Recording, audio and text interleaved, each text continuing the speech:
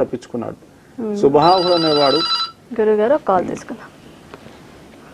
Hello hello, నమస్కారం అండి, మీ పేరు? రమేష్ అండి. ఓకే రమేష్ గారు, ఎక్కడి నుంచి మాట్లాడుతున్నారు? ఇక్కడ హైదరాబాద్ నుంచి అండి. ఓకే, ఎవరి గురించి తెలుసుకోవాలనుకుంటున్నారు? మా గురించి అండి, నా గురించి. మీ గురించేనా? ఓకే, మీ డేట్ ఆఫ్ బర్త్ చెప్తారా? 1983. ఓకే, 1993. 16. 16. 1983. ఓకే, 1983 16 ఏ మంత్? జూన్. జూన్. ఓకే, పుట్టిన సమయం? మార్నింగ్ 4:15. మార్నింగ్ 4:15. ఓకే, ఎక్కడ పుట్టారు? ఎక్కడ పుట్టారు? ప్లేస్? ఇక్కడ మెదక్ డిస్ట్రిక్ట్ అండి. Okay, Medak district. ఓకే, మీ సమస్య ఏంటో గురువు గారికి చెప్పండి. అదే మ్యారేజ్ ఎక్కడ సెట్ అవ్వట్లేదండి, దాని గురించి తెలుసుకుందామని ఫోన్ చేశాను.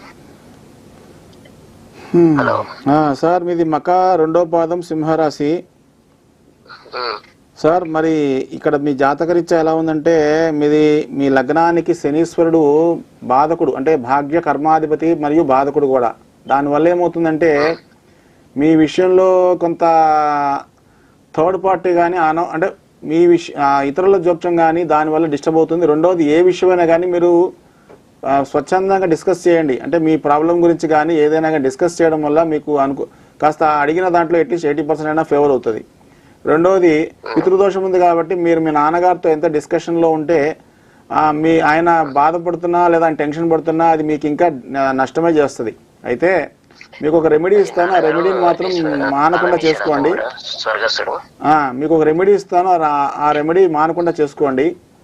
ఫస్ట్ రెమెడీ ఏంటంటే, మీరు ప్రతి నెల త్రయోదశి రోజున ఈశ్వరుడికి కేవలం పంచదార మాత్రమే కలిపిన ఆవు పాలతో అభిషేకం చేయండి.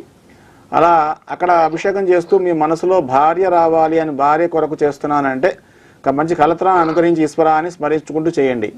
తర్వాత రెండవది ఏంటంటే, సుమంతో శ్రీ కార్తవార్జునాయ నమః, సుమంతో శ్రీ కార్తవార్జునాయ నమః అనే మంత్రాన్ని జపిస్తూ ఉండండి. దీనికి నియమం పాడులు ఎక్కడ పడితే అప్పుడు జపిస్తూ ఉండొచ్చు. దానికి క్రమ సంఖ్య కానీ ఒక పద్ధతి కానీ లేదండి, ఎక్కడ పడితే అక్కడ జపిస్తూ ఉండొచ్చు. తొందరగా వివాహం అవుతుంది. తర్వాత మీకు శనీశ్వరుడు లైఫ్ టైం పాపి కాబట్టి మీరు ఆంధ్ర ప్రాంతం తూర్పుగోదావరి జిల్లా రావులపాలెం దగ్గర అక్కడ ఈశ్వరుడు దేవాలయం అండి. అక్కడ ఈశ్వరుడిని శనీశ్వరుడుగా భావిస్తారు. ఎందుకంటే ఆ లింగాన్ని స్థాపించి శని భగవానుడు, ఆయనకి ఈశ్వరుడికి శనికి చేసినట్టుగా తైలాభిషేకం చేస్తారు. అక్కడికి వెళ్ళి మీరు తైలాభిషేకం చేయించండి ఈశ్వరుడికి, ఖచ్చితమైన ఫలితాలు వస్తాయి. తొందరగా మీ వివాహం కూడా ఖాయమవుతుంది. Right. Okay, thanks for calling అండి. గురువు గారు చెప్పినట్టుగా మీరు పరిహారాలు ఫాలో అవుతే ఖచ్చితంగా మీకు పెళ్ళి అవుతుంది.